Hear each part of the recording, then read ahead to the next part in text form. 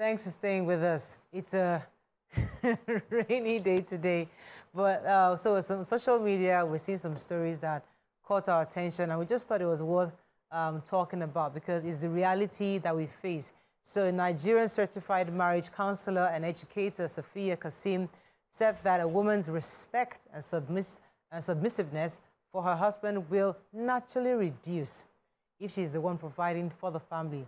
Now, lots of people have commented on this, and there have been so many angles to this. Nima was going to share a few angles from different people who had different perspective on this, and I'd like us to use that as a reference for our conversation. Go ahead, Nima. So, Ibrahim Chatta, the actor, had trended one time when he was talking about men having a small wife plan.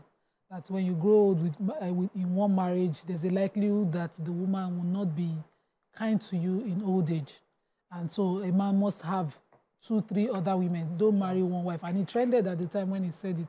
Also, one OAP in Kogi recently had his divorce, and he mentioned that his regret was not having another wife, backup plan. And I'm wondering, this statement is becoming true. It brings in context for me this statement by the relationship coach. What did you call her now?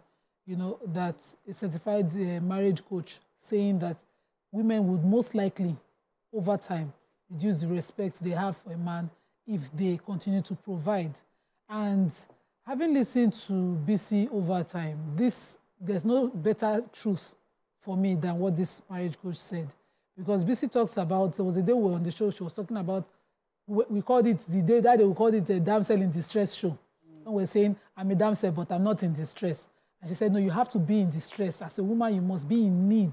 You know, feminine energy, your feminine energy as opposed to masculine energy, that, you know, a woman starts to grow masculine energy over time. And when you pair it with what this marriage coach has said, it's true. But, you know, when you look at it again, just trying to understand it from different perspective, when you say in Africa, or even men generally, love for a man is respect. And if love for a man is respect, how does a woman sustain that respect when she's financially and economically empowered? That's really the conversation. Yeah. So to him, she's no more this damsel in distress or somebody who respects me. So because she feels empowered. Now, does it now goes to show why polygamy, they say, is somewhat, and I'm trying to be very careful with my words here, because they say, oh, African men are polygamous in nature. I mean, we say, oh, I beg, don't give us that perspective.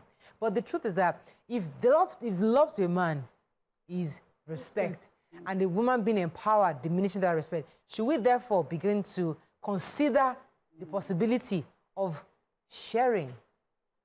Okay. That's going too far. Okay, that's going too far, yes, right? I think that's going far. So for a woman to be economically and financially empowered doesn't and shouldn't diminish the respect she has for a man, right? I believe that we all have different roles coming into this world, right? Even from religion. We want to even come from that angle. Where even in the Bible, it says a man is a provider, okay? A man is the head of the family, and that the woman should submit and be respected. And you find out that you submit to somebody that you see as a head, as a leader over you, and that comes with certain responsibilities. Leadership, even in business, even in the churches, even in religious organizations, comes with responsibilities. So how do you respect somebody that doesn't take up the responsibilities that have been carved out for them somehow, right? But then this also brings me to the point where I understand that marriage and partnership, marriage is all about partnership. It's a team, 2 people working together, because both of you, your goals align, your values align, you're headed somewhere, right? And then regardless of how you want to get there, the goal is to be able to get there. That means that it's important to be kind.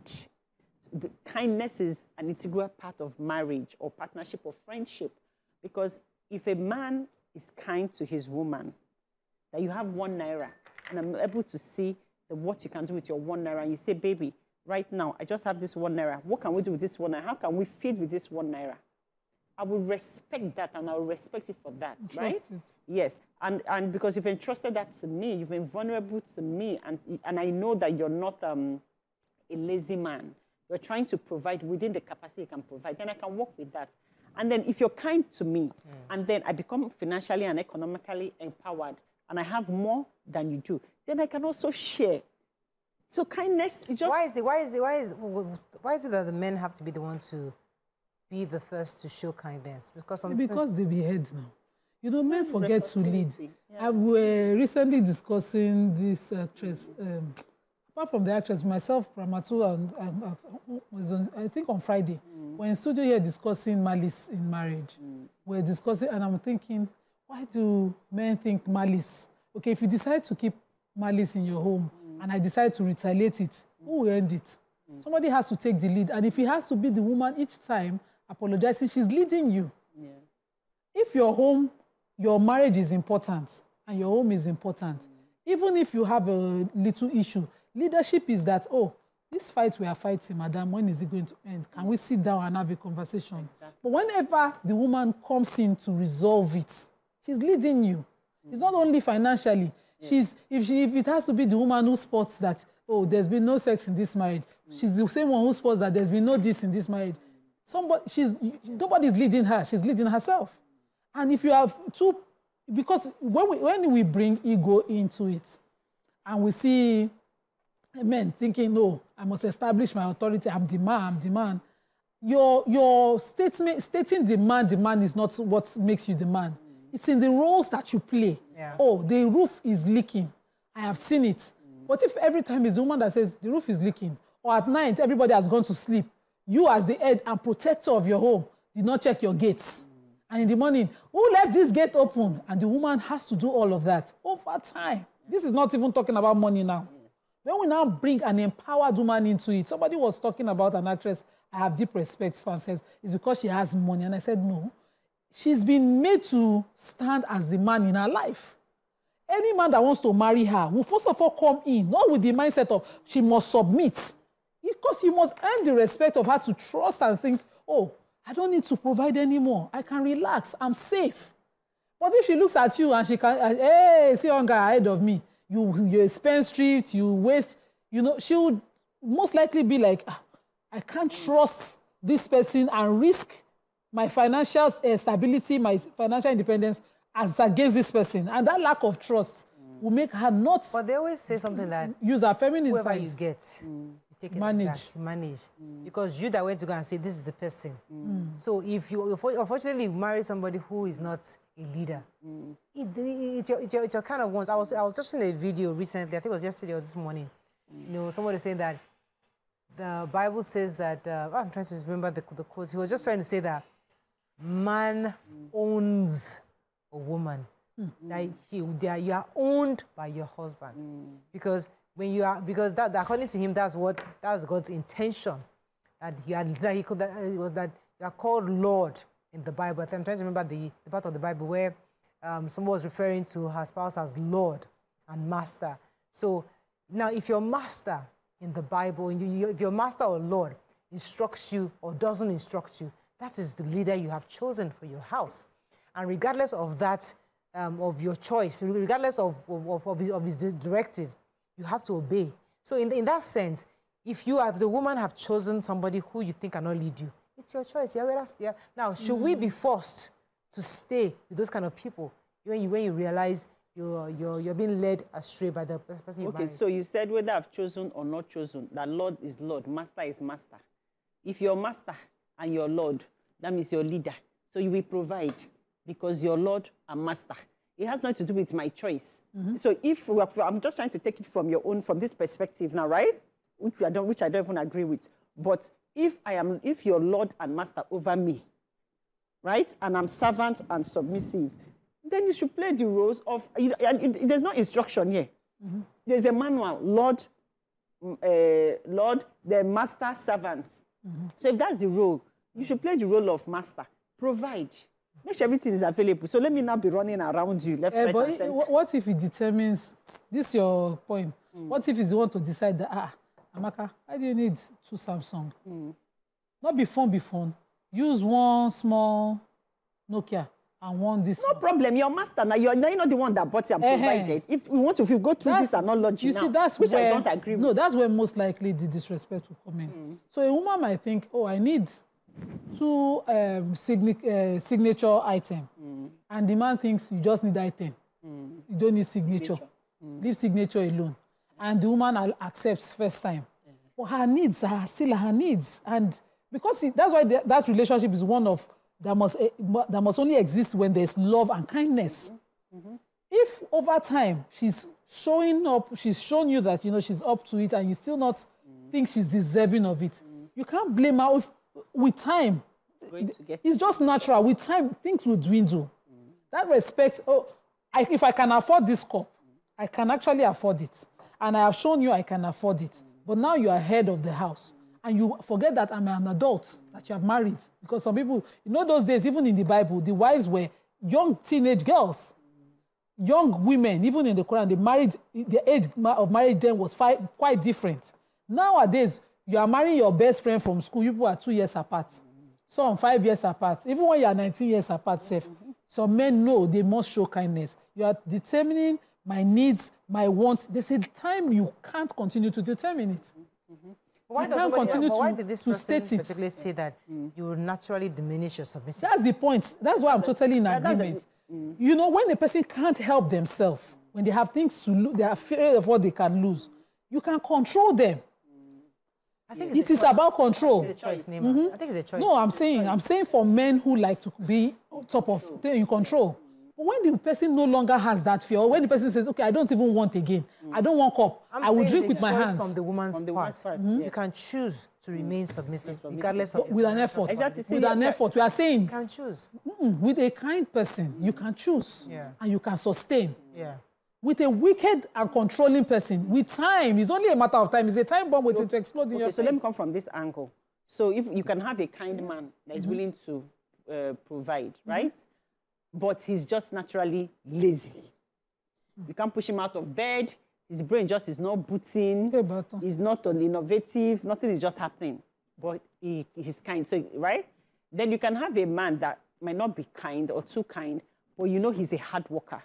He's a provider. Like at the basics, like school fees, there's a roof over your head. But then the excesses, they're not excesses, your other needs, like you want to buy a handbag, other frivolities. He's not kind enough to feel that you need those things. But, he's doing the basics that in his mind. He feels that as a man, I should do. In his mind. Yes, and then that you see that he's a hard worker, right? But then you as a woman, you become financially and economically empowered to do those things for yourself.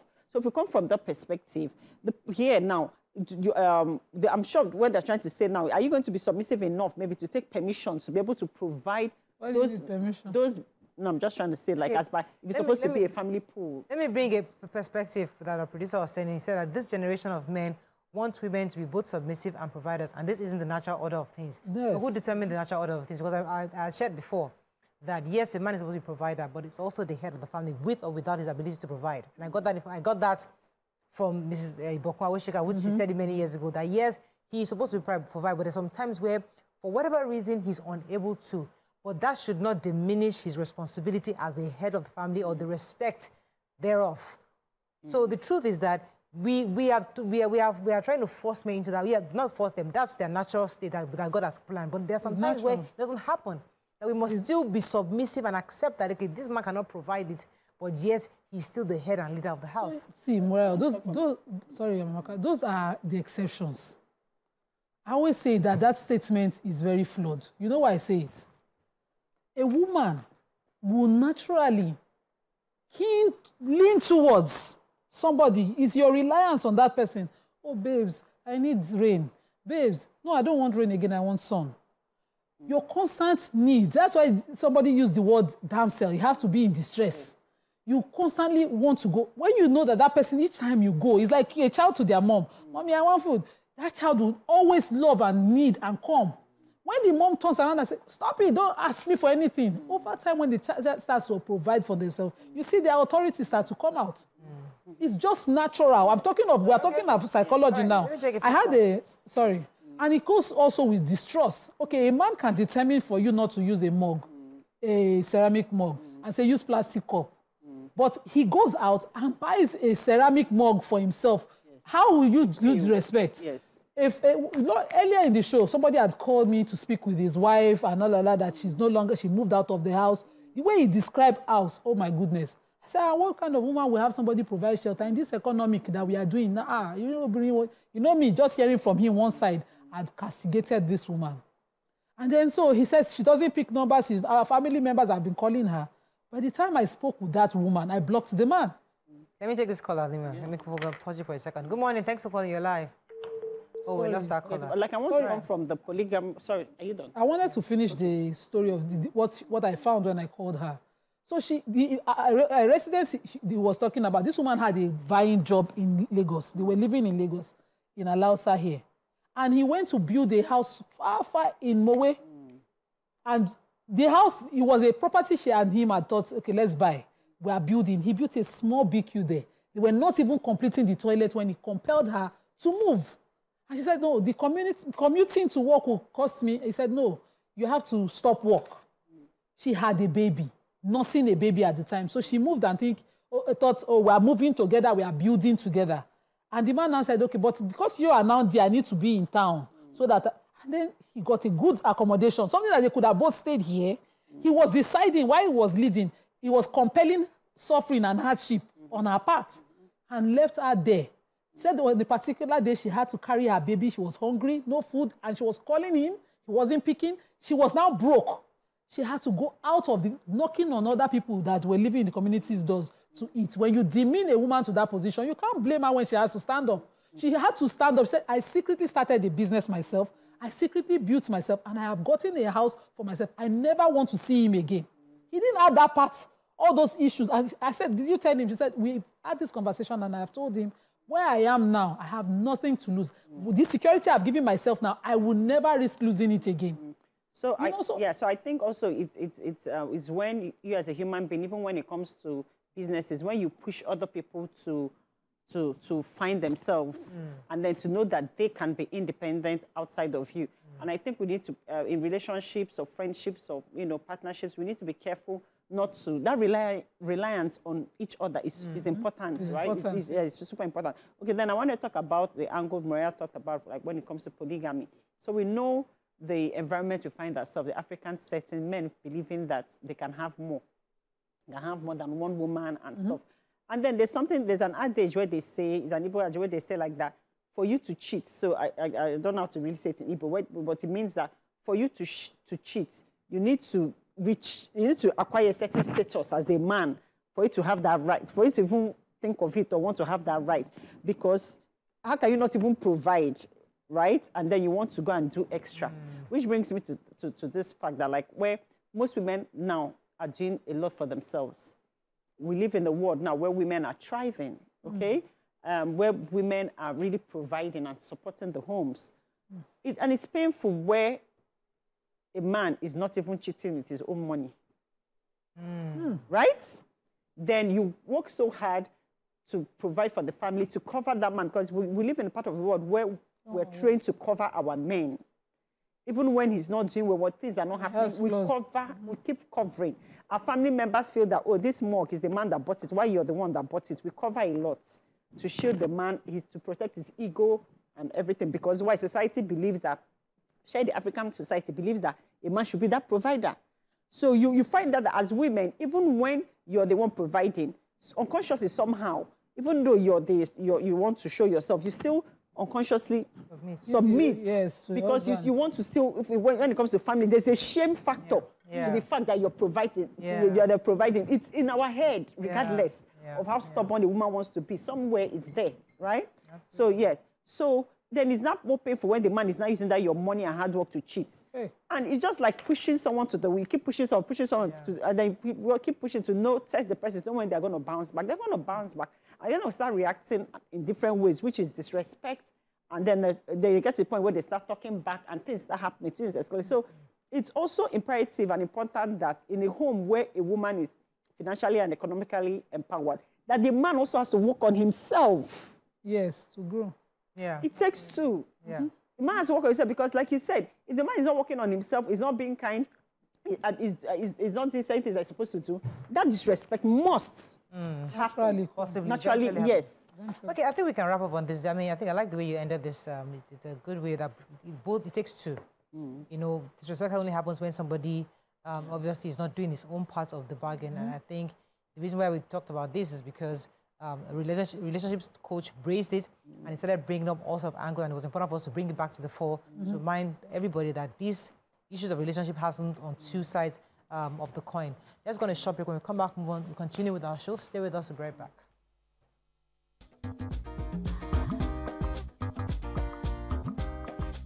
Stay tuned. Your View will be right back.